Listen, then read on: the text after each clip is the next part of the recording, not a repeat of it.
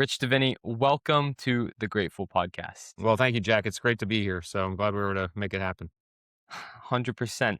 Looking at your story, and 21 years in the military, 13 overseas deployments. Now you've written 3 books. You've been on a ton of podcasts. You've helped different companies and organizations in their hiring, their leadership. I'm curious, what was it about you as a kid before you joined before you went through buds at 22? What led you down this career path? Yeah, interestingly, I ever since I was a little kid, talking 7, 8 years old, I have a twin brother. My twin brother and I both wanted to be pilots. We wanted to fly, and we knew military was military jets, right? That was the goal. Our favorite books growing up were Chuck Yeager's autobiography called Yeager, which I recommend to anybody, and also The Right Stuff, which is a great book about the beginnings of the space program. So everything about our being wanted to kind of fly jets. Air Force was obviously an option, but then you learn about Navy, and those guys land on ships, and we're like, well, there's no better, harder flying than landing on ships. Plus, if you join the Navy, you're always going to be on a coast somewhere, so that's a good deal. But so we always want to be Navy pilots, even before Top Gun came out. So with that bent, military was always kind of the plan. It was late '80s, early '90s. I learned about the SEAL teams. There are very few things about the SEAL teams back then. Certainly, we weren't, the SEALs weren't as well known by far as they are today. But I learned about them and I started reading about them. I said, well, these guys seem really cool. And so once I was in our ROTC program at Purdue University while I was going to college, and when the decision came, hey, what do you want to try for? I did not, I knew I could be a pilot, but I didn't want to wonder if I could be a SEAL. So I basically said, well, let me try for SEALs. And, yeah, fortunately I got picked up and also made it through training, because that's a big one too. But, yeah, that was the impetus of it. I felt like these guys they're the jack of all trades, but they were really born from the water. Everything about their inception and their operations was waterborne. And for me, I love everything about the ocean and water and being underwater and all that stuff. So that was very cool for me. So what was the why behind that? Because I can hear you talking about like the water and it being hard and difficult, and you didn't want to wonder what if afterward. But was it doing something that was hard? Is that what was attractive about it? Was it doing something that nobody else you knew had done? What was the why behind putting yourself in those hard positions? Yeah, it's a great question. I think I'd love to believe there was at least an element of kind of good for mankind, serve people, be patriotic, serve my country, which I think there was. However, I think, to be honest, a lot of it, as was the case with most of us at that age who want to be SEALs, can I do something that very few people can do? I talk about in my attributes book, the attribute of narcissism, and I take away the stigma. I mean, obviously, narcissistic personality disorder, that's bad, but narcissism as an elemental attribute is just the desire to stand out and be recognized and be special, be unique. And I think that lives in every one of us. And I certainly am able to concede that was a huge part of it for any of us who wanted to go to SEAL training or be a pilot for that matter. I mean, any of us who want to do something that distinguishes us as different, as special, as unique. There's a drive there, and certainly that was part of it. Yeah, I think that a lot of greatness seems to come from this egocentric want to do something that nobody else has done before. Oh yeah, yeah, and The it doesn't the have to be w- a bad thing. I mean, again, you look at athletes, professional athletes. Two of the attributes that are often very predominant in all pro athletes are competitiveness and narcissism. Because athletics is a very narcissistic endeavor, and I don't want people to think of that in a bad way. It's an endeavor that's very focused on, I want to be the best at something. I want to showcase that to others. And that's a motivational factor. And of course, it can inspire others, which is the positive end of a lot of pro athletics. It entertains. That's what athletics is all about, is to entertain. But it also inspires, which is nice. So the key, I think, is to not make all these words 100% pejorative. There's obviously bad narcissism. There's malignant narcissism. There's clinically bad narcissism. We see that every day, unfortunately, in our politics. But I know you and I won't get political. We don't need to. But there are there's also positive manifestations. The desire, the drive to stand out and be unique can be in a way that helps and inspires others.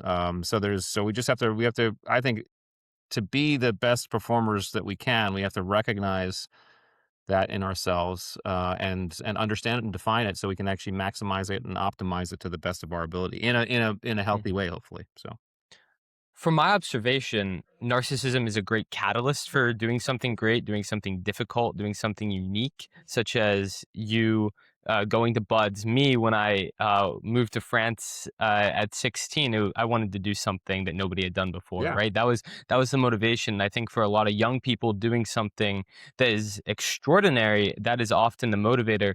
But what I've observed is that doesn't take you all the way. It only takes you so far. And at some point, you have to find another why, something yes, deeper, something more service based that takes you the rest of the way, that makes it something that can be more consistent in the long term. That's less of a, you're less prone to burnout, I guess. And reading your story, that seems to be your identity as a husband, as a father, became your why after the narcissism kind of wore out. yeah. What did it look like in between where maybe your narcissism, maybe the, oh, I've already accomplished the thing that I set out to do. I made it through Buds. Uh, I am a SEAL. I did the thing that not many others have done before maybe like came into that identity as more of a family man.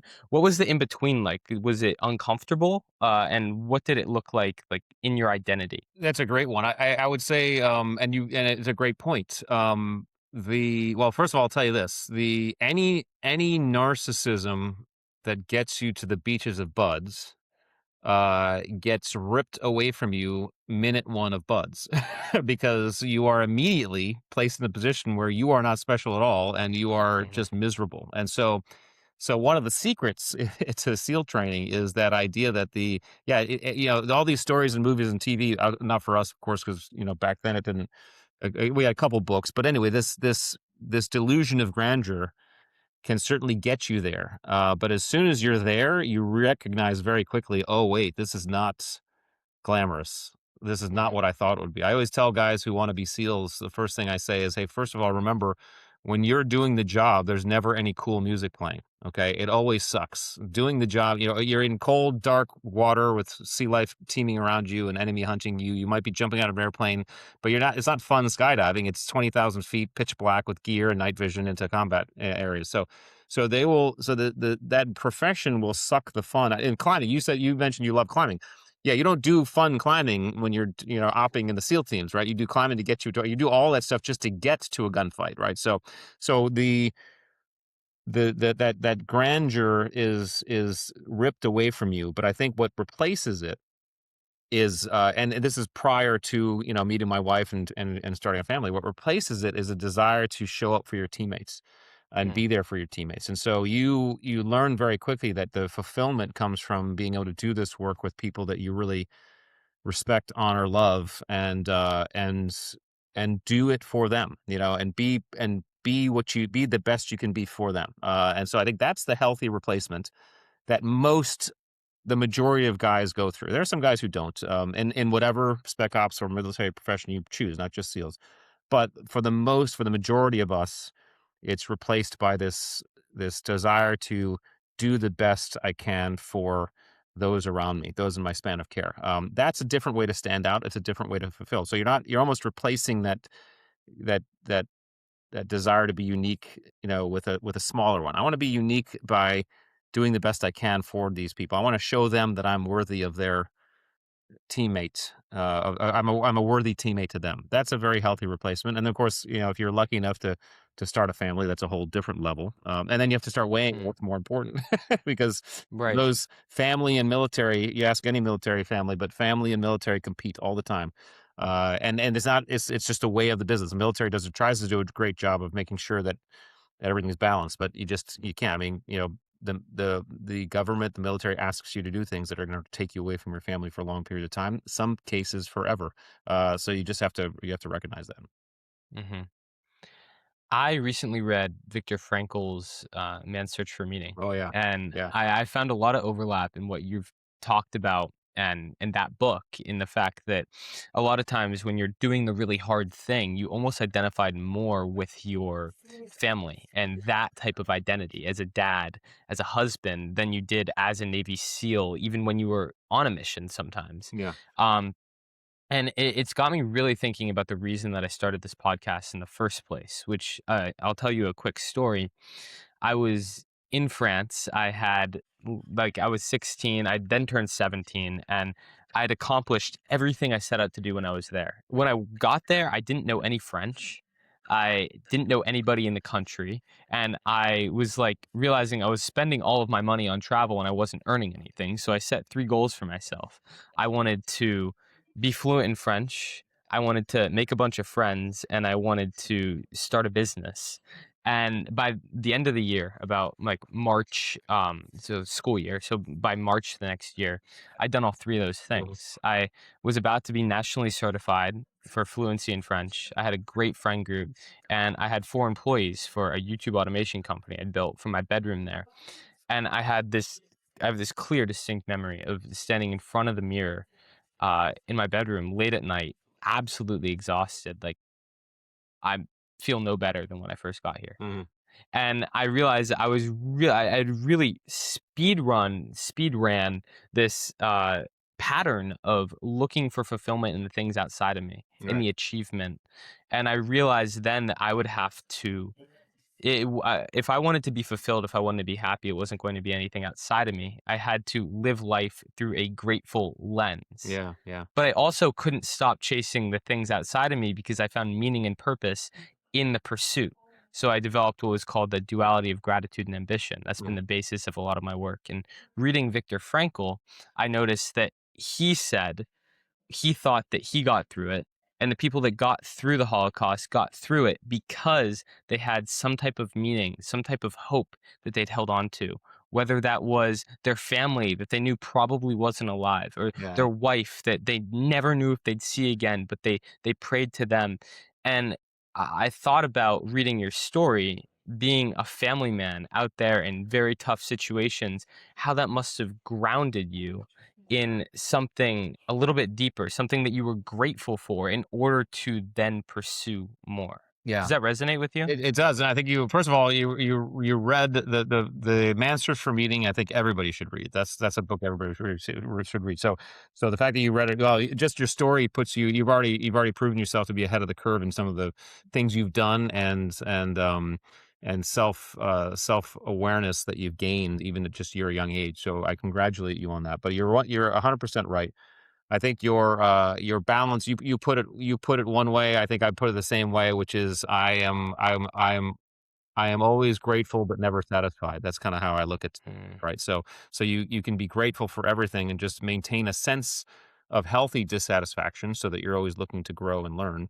Um, and then really just trying to understand that you in any of these moments of duress and challenge, you want to and can anchor yourself on something outside of you. The fulfillment can come inside from, it needs to come from inside, but you can anchor yourself on things outside of you. But and it can be your family. It certainly can be your family. That's a real powerful one. I tell you though, in some of the most visceral kind of immediate moments in the SEAL teams, it was about the guy standing next to you. You're going to do what you have to do because you're going to do it for the guy standing next to you. It can be that close that, kind of in the book I talk about horizons. Those horizons can be right in front of you, but you're still focused on something. You're still kind of using something as a grounding wire. But that ability, Viktor Frankl talks about it. There's that choice point in between the thought. Actually, I guess it's the feeling and the thought. So the way energy, the way impulses and information comes into our system, it comes first through senses, right? Sight, smell, sound, all that stuff.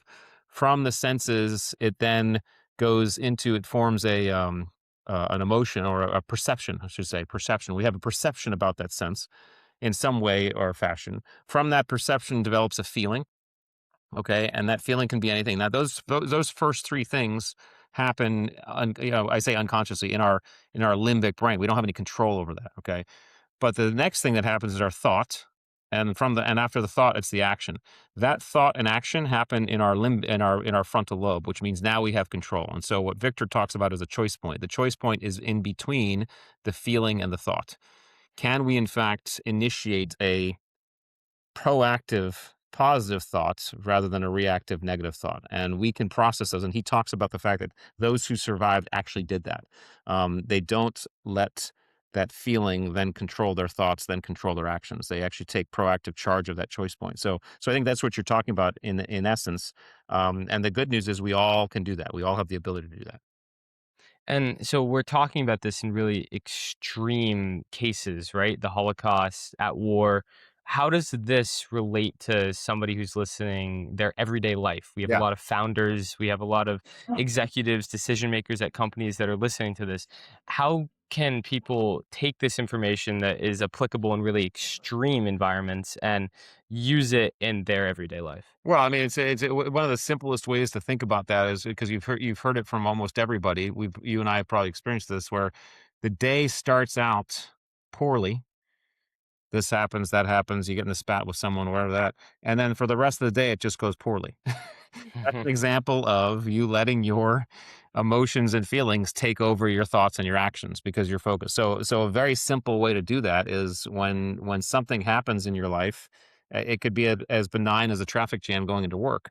Are you going to let that affect the rest of your day, or the rest of your moments, or can you actually take control and reframe that choice point? You can do this multiple times a day, every day, because we always have every day we have certain things that happen to us, and we get to choose. And again, to practice this, all you have to do to begin is to just start being more aware of your emotional state, being more aware of your feelings and what your feelings are doing to your mindset. If you get pissed off in traffic while driving, it's important to be able to say, "Wait a second, why am I pissed off right now? Why does what that person did, he sped by me, okay, and I'm mad. Why Hmm. is that? Why is that a thing? You are literally letting someone. What's that old saying? Is if you wish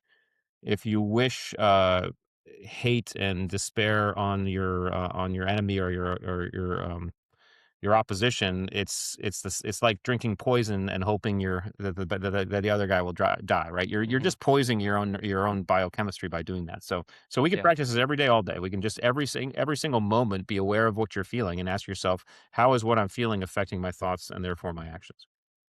Hmm. It reminds me of, are you familiar with Bob Proctor? Yeah, yes, I know the name. Yes.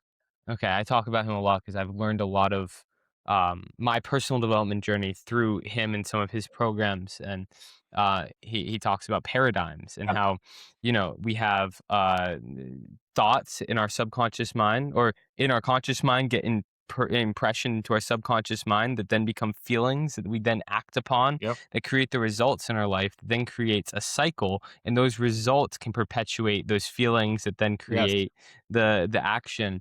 And I had an amazing therapist on. He's been on twice now. His name's Trey Tucker. He just wrote a book called Tough Enough. I have it back here. Mhm. And he talks about how there's different statistics. It's hard to measure, but we have about 93 to 97% of the same thoughts every day. Yeah, yeah, that sounds. 93 to 97% of our thoughts on a daily basis are the same as they were yesterday. Hmm. And if we want to change those thoughts, it then end up affecting our emotions, which affect our actions, which affect our results. We have to consciously use the 3 to 5% that we do have control over, that we do change on a daily basis, to consistently impression new thoughts Hmm. and change our subconscious. And that is how over time we can change action. But listening to you, I find it really interesting that you say we have to start with why, as Simon Sinek would say, when we want to change a thought or be aware of a thought, Yeah, yeah. right? Instead of instantly trying to change it and solve the problem. I do think that one way that we might not always think about this instant gratification problem is that when we do have maybe a little bit of road rage, we just instantly try to, snap decision, fix that problem. And people are really becoming fixers. Mhm. But in order to effectively fix something, I think you do have to start with why. Yeah. And where did you first discover that importance? Where was, do you have an example or a story in your life where you think that if you hadn't taken time to maybe think about why you were feeling the way you were, you wouldn't have actually provided an effective solution to the problem? Yeah, I mean, to come up with an example would be tough because there's so many. But I will say this, just to give the audience a little bit of a little bit more to work with. Sometimes the why can be difficult to figure out in the moment. And one of the things you can do is you can actually stair step your way to the why by asking what first. This is Hmm. the classic psychological thing of name it to tame it. Naming your feelings to tame your feelings. Because what you're doing, what we have to understand, what's going on neurologically, is when we begin to feel a certain way, especially as our feelings get to be overwhelming, is and fear is a great example of this, but our limbic brain, the emotional part of our brain, is starting to come to the fore, and our logical brain, our frontal lobe, is starting to take a back seat. Okay, and so in highly emotional states, just take fear as an example. What's happening is we are in autonomic overload or amygdala hijack. Our limbic brain has taken over. Our frontal lobe, conscious decision making part of brain, has taken a full back seat, and we are acting without thinking. One of the ways to stem that retreat of the frontal lobe is to actually begin to engage in conscious thinking. So a very simple technique is, what am I feeling right now? Because as soon as you do that, you engage your conscious frontal lobe, you stem the retreat, you bring your back down to center, and you can say, okay, right now I'm feeling, okay, I say I'm feeling pissed off. Am I really pissed off? Am I angry? What am I? I'm upset. Oh, wait, maybe I'm just mad at myself because I'm on the road and I did actually change lanes without a turn signal, whatever that is. Okay. But just by that process alone can get your frontal lobe back into a position where you can then ask the why question. And that's when the real deep analysis starts. So yeah, I don't know if I could give a specific example. I mean, I know I try to do this as often as possible. A lot of it now I've been able to relegate to almost an unconscious system, which is good. I've mastered it in a way. But yeah, if I get upset, the road is a great. I mean, my wife would accuse me of being very impatient on the road, and I would I would concede that's the case. And so if I'm driving and I feel myself, like, for example, going fast or weaving around people, I can stop and say, okay, wait a second. What the hell am I doing right now?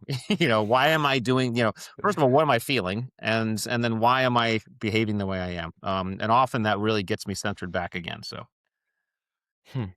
Do you think, and this is like off the topic of that, do you think that sometimes you crave to maybe go fast or have some type of adrenaline on the road because your life used to be full of so much adrenaline, and nowadays, since you've maybe left the Navy, you don't feel that as much? well, I would say yes, but I would say that the adrenaline, the reason why I might say it's not totally that case is because the adrenaline you get from Navy SEAL work is so far beyond the adrenaline you get from driving on the road, and you'd have to drive really fast. Yeah.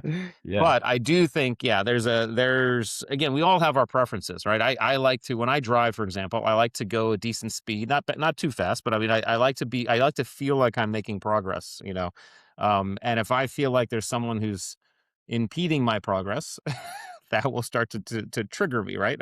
Yeah. If I see, if you, oftentimes we get triggered by people we just see who don't behave the way we do, because we generally expect people to behave the way we do. And one of the expectations, just being a Navy SEAL is everything you do as a SEAL. There's a saying in the SEAL teams is "Don't be that guy." What "Don't be that guy" means is you're never someone who's going to hold back your teammates or the team in any way. Everything you do, you are doing with complete cognition of how it's in support of the team and not holding people back. This obviously people can see very simply where this applies to combat life and death stuff. But in very simple terms, this is, if I'm getting on an airplane, okay, I am pre-thinking about where I'm going to put my bag in the overhead. So when I get to my seat, I am as fast and efficient as possible at putting my bag in the overhead and getting in my seat so that other people behind me can keep moving. Okay. That's a very simple example of don't be that guy. In the teams, that's like, you get that. I mean, that is natural. Everything you do is about being efficient so the people around you aren't impeded. Okay. That is not a reasonable expectation to bring into the regular world. Okay. Because there are a Hmm. lot of people who don't think that way, and it's not their fault. Um, but there are a lot of people who just, they don't have any cognition of what other people are experiencing. Go on any airplane and you'll see that. Okay.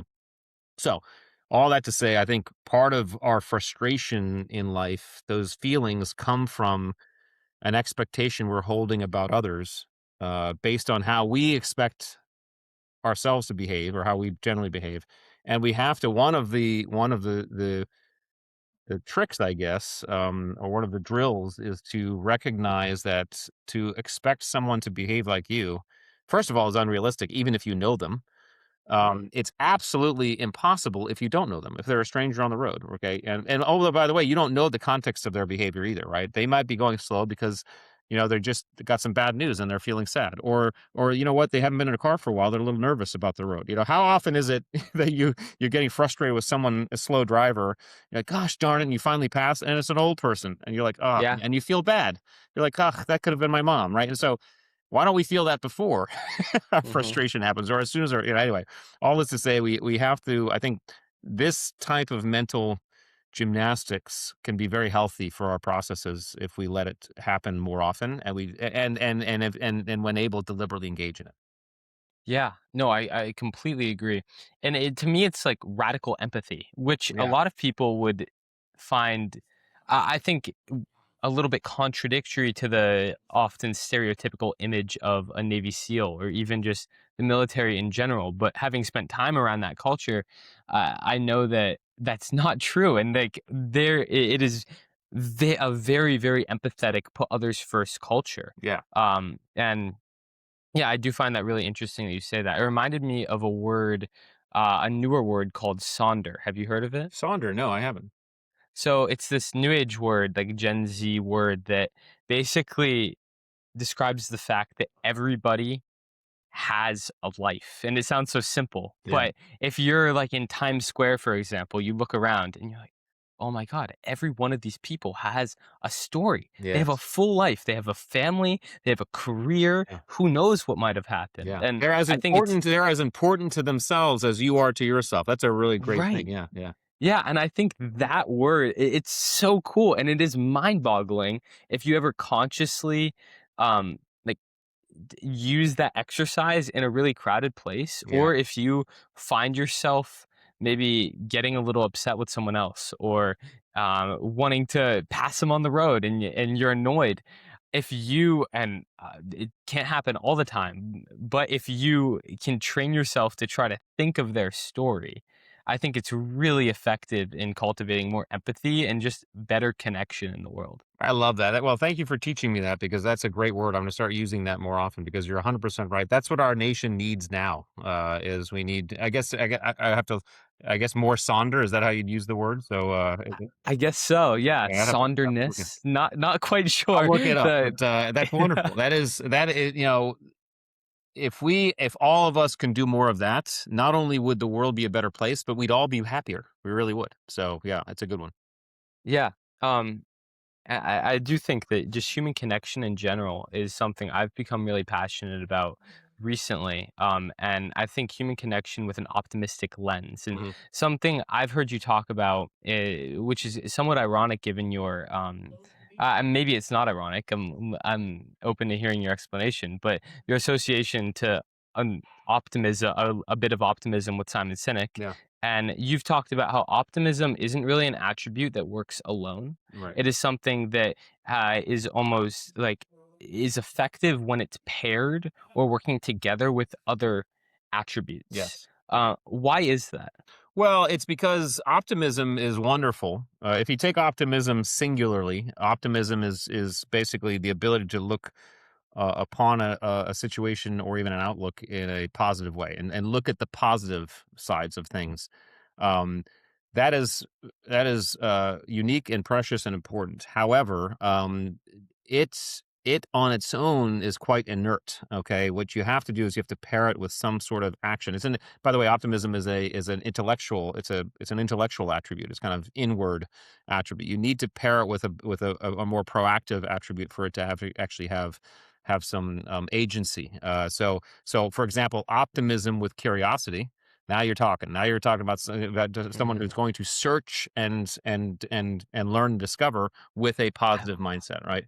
That's Uh, what I do, I think. yeah. There, I try to do at Well, least. and That's you can amazing. name it optimism, or optimism with adaptability. I'm going to adapt. I mean, this is adaptability is a reactive attribute. I'm adjusting to a changing environment that's around me. If I add optimism to it, now I'm gonna be positive in my spin. Okay, Mm. in the way I do that. So I'm gonna react and change, but I'm gonna do it with a positive spin. So I think it's a beautiful attribute. If you're so the problem with it staying on its own is you're at risk of being a little bit pie in the sky in terms of I always talk about realistic optimism, which means I'm going to be positive about the outcomes, understanding that, hey, there might be obstacles, but I'll figure out a way through it, right? Versus, Mm. hey, everything's groovy, everything's cool, it's all blue skies, and nothing's wrong. It's a more of an ignorant or Mhm. blind optimism, which you want to avoid. So if you want to really actualize optimism, you need to pair it with an actual active attribute, so you don't get caught in this kind of pie in the sky type thinking. Is there a difference between realistic optimism and faith? Um, yeah, well, there could be. I think, faith.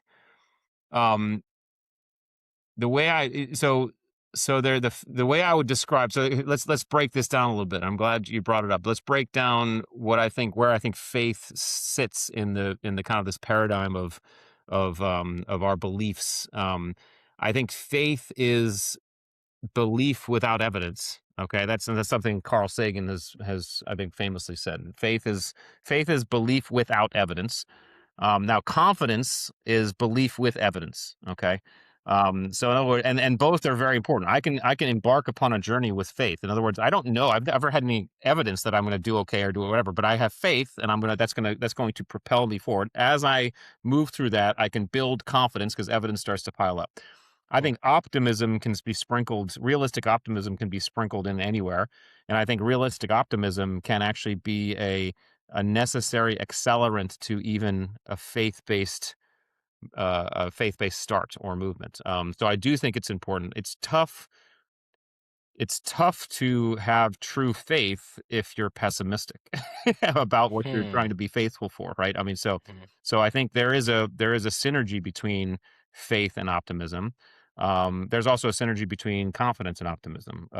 Confidence will allow probably a little bit more pessimism, just because you have evidence that can back up certain things, whether something failed or didn't. You kind of you can lean against previous precedent to kind of figure out, where you can be a little bit more pessimistic or optimistic. And again, I would say pessimism also, we know how to understand pessimism certainly at its extreme is not helpful, but there's also a realistic pessimism that's very effective. In other words, you maintain or lean upon a critical eye. I used to even in the teams, there were always a couple dudes who were kind of just Debbie Downers. They were just always the guys who were throwing wrenches into the that's not going to work. This blah blah blah. Right. Yeah. Some of those guys lean towards the non-helpful. It's like, okay, they're just doing it because they're just passive. Yeah, they're Yeah. just grumpy. But there are more than average, more than often, it was the guys who actually had a very skeptical eye that you could lean upon to make sure you were staying in check, you were staying grounded.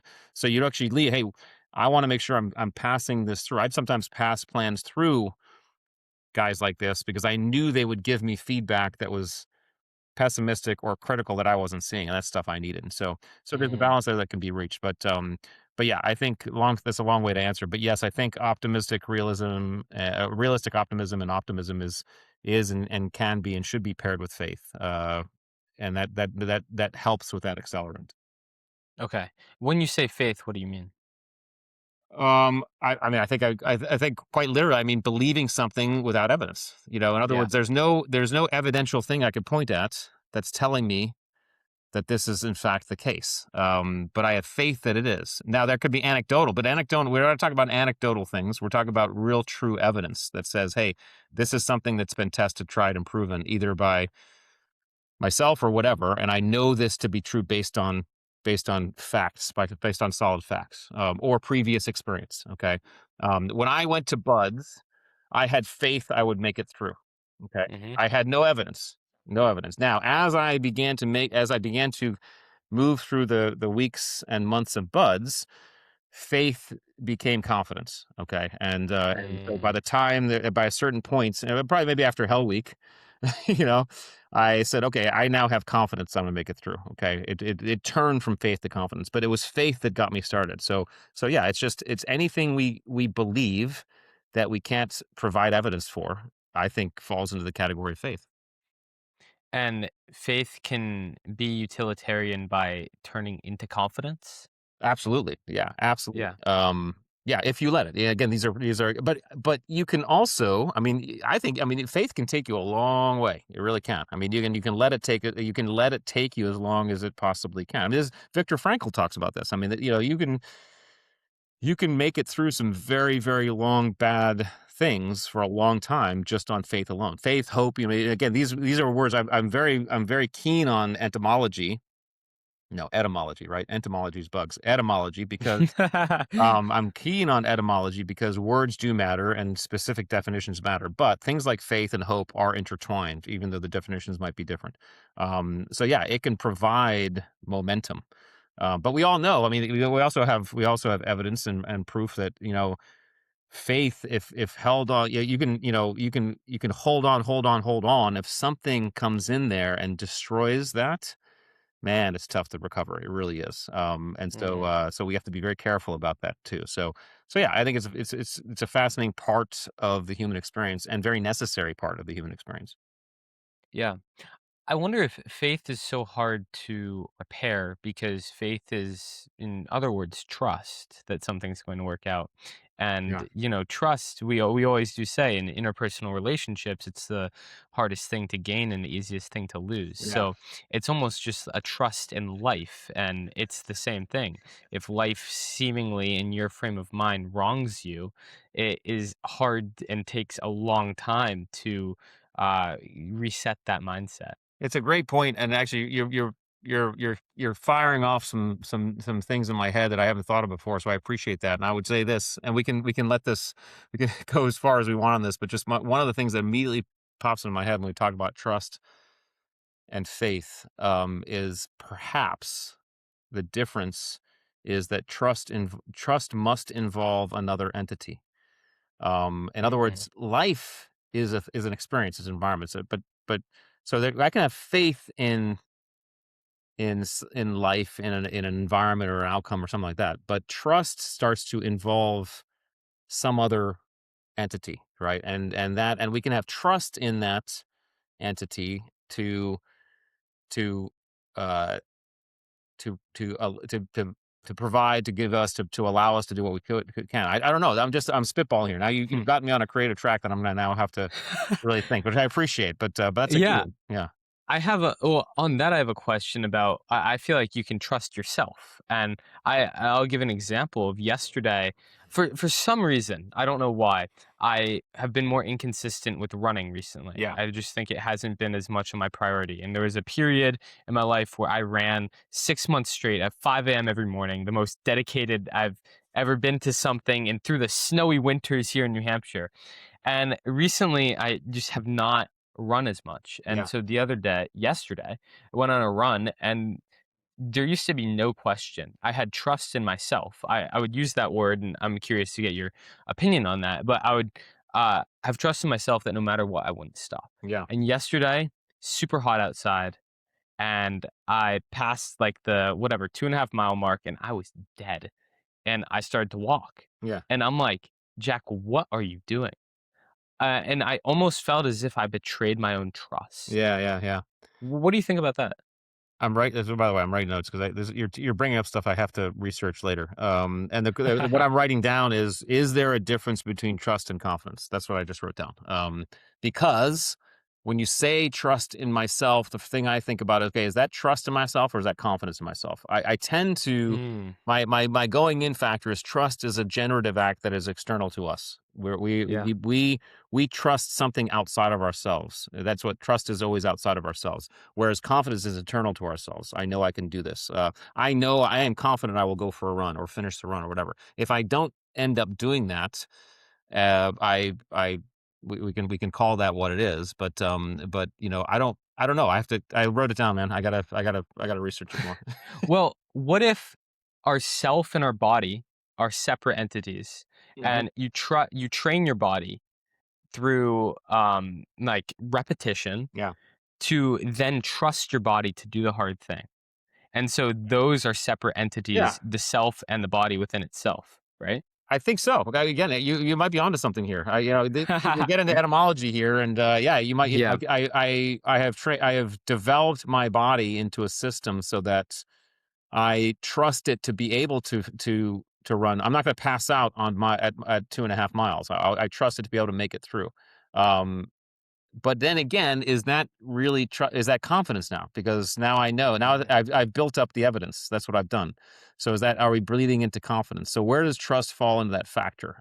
Maybe trust spans both faith and confidence somehow, because it's a big concept. interesting. But yeah, all worthwhile.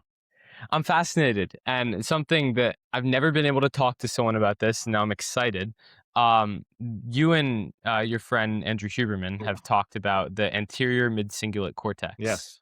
Yeah. What is the anterior mid-cingulate cortex? Yeah, the anterior mid-cingulate cortex it's a part of the brain that neurologists discovered that activates when we engage in something hard or that we don't want to do. Okay, and what they've discovered about this thing is it activates, and when it activates, it does a couple things. First of all, it grows. Okay, it increases in size, and they've begun to link that growth with the ability to do tough stuff more often, okay, and B, with longevity.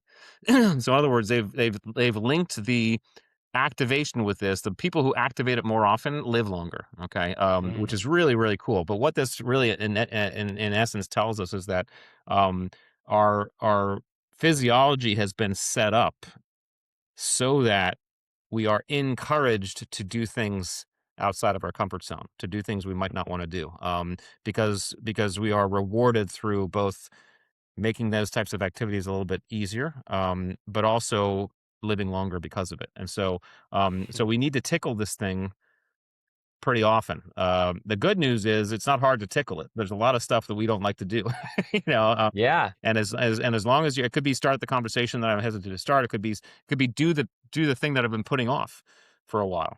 It could be an ice bath. It could be a long run. It could be whatever. It could be go to SEAL training. Um, but if we are consistent in our ability to kind of step in that discomfort more proactively and more often, that's that cortex will be tickled. It will grow, and it'll actually help us live longer. I mean, we've heard the old adage that when you stop living, as soon as you stop growing, you start dying. We've heard that adage. Now that's been Hmm. proven out not only philosophically but experientially. You see, when people who just suddenly have no purpose, have no challenge, have nothing to live for, they generally decline pretty rapidly.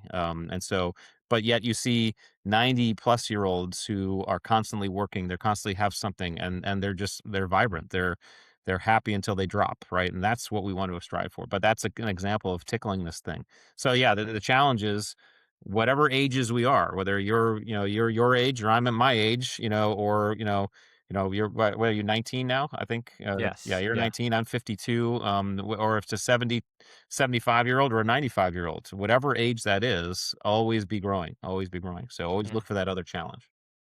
So I guess in my running, to tie it back to that, I wasn't growing. So in a way, my running was dying. Did that?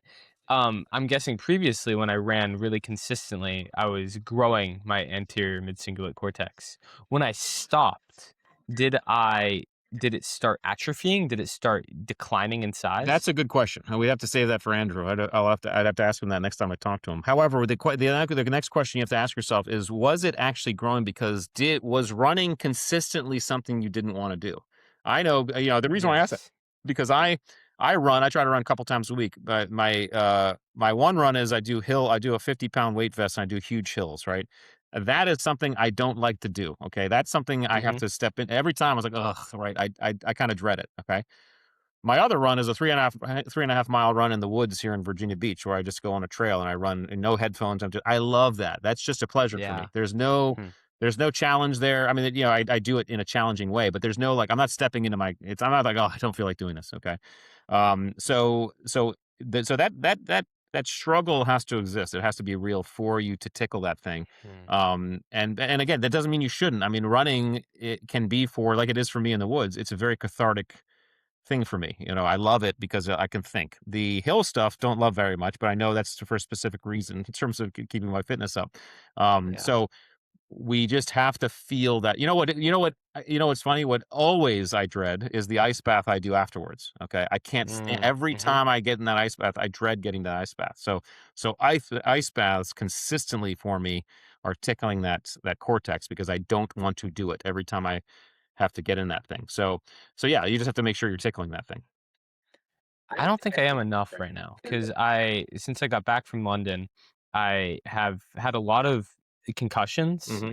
And so the doctors don't want me climbing much right now. Yeah. So not climbing as much. And I'm like, all right, I'm going to go to the weight room, which I haven't done consistently since before. Well, like in high school when I was training really hard for baseball and soccer.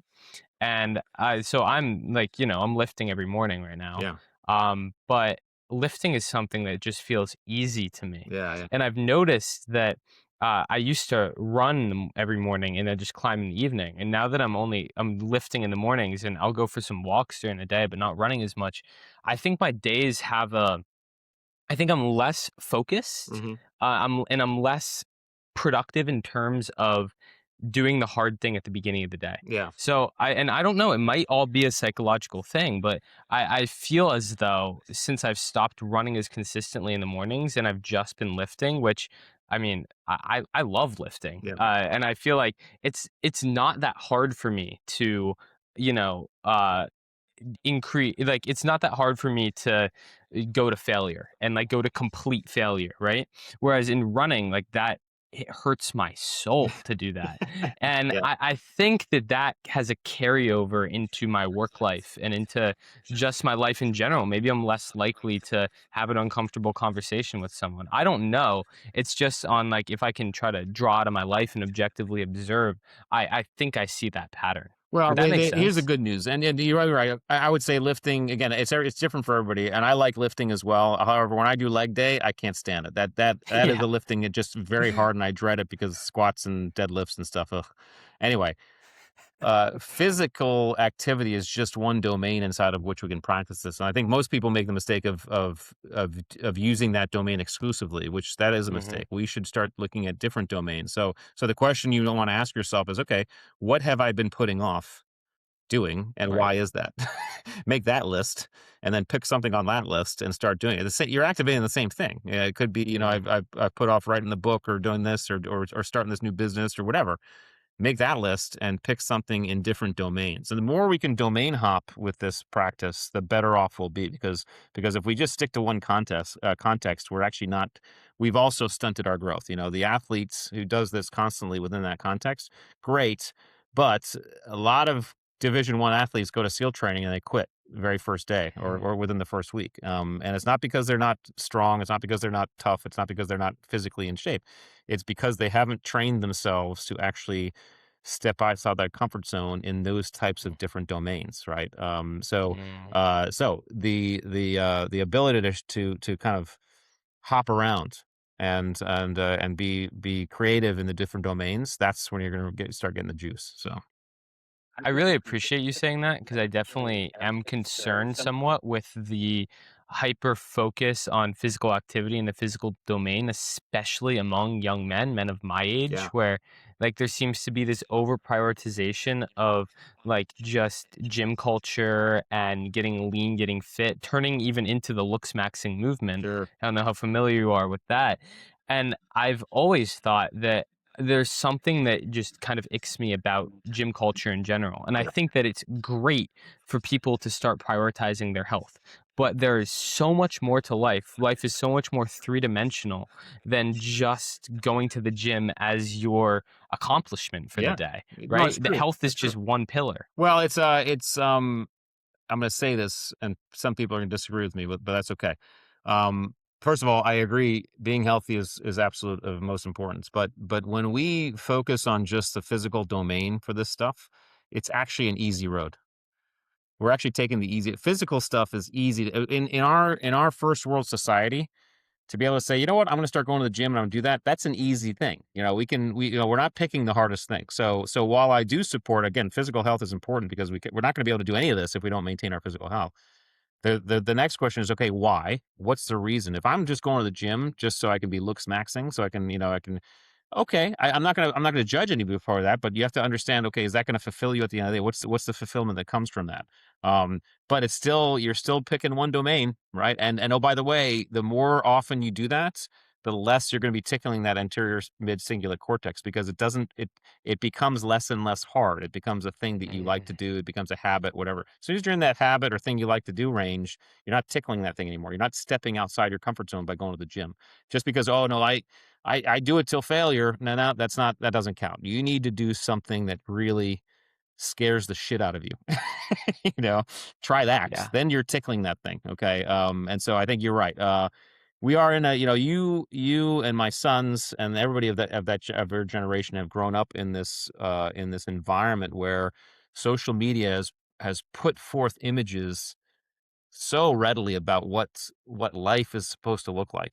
People, and you only see one version. You only see the one photo out of the 100 that were taken, and it's the best one. Okay, and so Yeah. I don't blame any of you because we didn't have that when I was growing up. We didn't have that type of constant barrage, but we had, we had, there were still, you still want to be in shape. You had the Jean Claude Van Dammes and the people, the Schwarzeneggers, like, wow, that'd be good to look like that. But it wasn't as in your face in a moment by moment nature as it is now. So the challenge becomes, okay, can I put that aside? I'm not going to judge my own progress, my own life on anybody else. I'm going to ask myself, okay, what is it that I actually want to do? What do I want to accomplish? What will fulfill me? Why do I want to be healthy? Why do I want to go to the gym? What might my goals be? And then work from there. And that's going to be a much better, more positive way to kind of progress. Hmm. Comparing is just going to always be tough. It really is. There's always going to be someone better, faster, stronger. So I just don't recommend it. So if you had to give kind of a Maslow's hierarchy of hard things, and like fitness is at the bottom, what comes next that someone can do to continue to uh, do the Well, uncomfortable? okay, that's a great question. I want to say fitness is not at the bottom for everybody. That Maslow's hierarchy is subjective. For the Mm, for the person who's trying to lose a massive amount of weight, who has developed habits and a lifestyle that is anti-health, fitness might be one of the hardest things they embark upon. Okay, mm, um, for the introvert, starting the conversation with the stranger might be the hardest thing, and fitness might be easy. The introvert gym rats, fitness might be easy. Starting the conversation might be hard, right? So yeah. so the subjectivity of that question matters. We all have our own hierarchy of importance and difficulty, and so we have to figure that out for ourselves. And by doing that, you can start saying, okay, what? Again, it's not that hard. It's easy. I mean, we could sit here and say, okay, what do I do? For me, it'd be climbing. I mean, if I want to do something really outside my comfort zone, take me to a climbing wall, or whatever, or go Let's do skydiving. it. So yeah, I just have to, and I'm not saying I wouldn't do it. It's just right now, as I look at those things, I'm pretty fulfilled with the challenges I have in my life right now. But if I ever felt myself like you, I am, my life is boring right now. I'm not really feeling it. I might be at the climbing gym and try that. Who knows? So All right, I'll take you climbing. You can take me on one of your weighted vest hill runs. How's okay, that that's the sound? deal. Yeah, let's do it. Rich, this has been absolutely phenomenal. I really, really appreciate your time. You're so wise in so many ways, and I really do appreciate how intellectual and smart you are, and you've done so many things. I feel like I could have had a conversation for like 5 hours with you. Well, Jack, I appreciate that. You're an impressive young man, so I appreciate the conversation. I appreciate you reaching out. Let's definitely stay in touch, and yeah, thanks for having me on. So, Before we end, I want to ask, what is one question that you think that I didn't ask that I should have? oh gosh, one And what would question. your answer to it be? Uh, what is the best music in the world? And the answer is heavy metal. So, All right, we're gonna have a whole podcast breaking that down because I yeah, fundamentally disagree. there you go. So, Amazing, Rich. Thank you so much. Where can people find you? all right, best. Well, you can find the books on Amazon. So both books are on Yep, Amazon. Our website, theattributes.com. So www.theattributes.com. All the stuff we do is there. Our assessment tool is there for attributes. All that stuff you can check it out. And of course, yeah, I think we connected on Instagram. I'm there too, and LinkedIn. So. amazing. Everybody, this has been the Grateful Podcast. Thank you. Thank you, everybody, for listening, watching, tuning into this episode of the Grateful Podcast with Rich Diviney. Man, was this an incredible conversation. Rich and I just talked a little bit after the podcast. He just left the room, and I am now recording this and just so grateful for the opportunity to talk to him. Make sure to go check him out. Some of his other interviews, he's been on some of the biggest podcasts in the world with Chris Williamson, Ed Millett, Lewis Howes. All the big boys have had him on their shows. So go check him out. He is doing incredible work for the world and really breaks many of the stereotypes that people have about Navy SEALs and people in the military in general, and stuff that I think that we should be open to, that these guys are so smart and empathetic, like we talked about. We have so much we can learn from them, even if we're not in the same extreme circumstances that they are. I have another amazing episode coming out next week and a few more incredible people I'm recording with this week. So I really am looking forward to you guys getting to see this, to those conversations. A lot of them are going to be in person. Thank you so much for being here on this amazing ride that is the Grateful Podcast. I look forward to seeing you next week. Stay grateful, stay hungry. This has been the Grateful Podcast. I'm your host, Jack Wagoner. See you next week.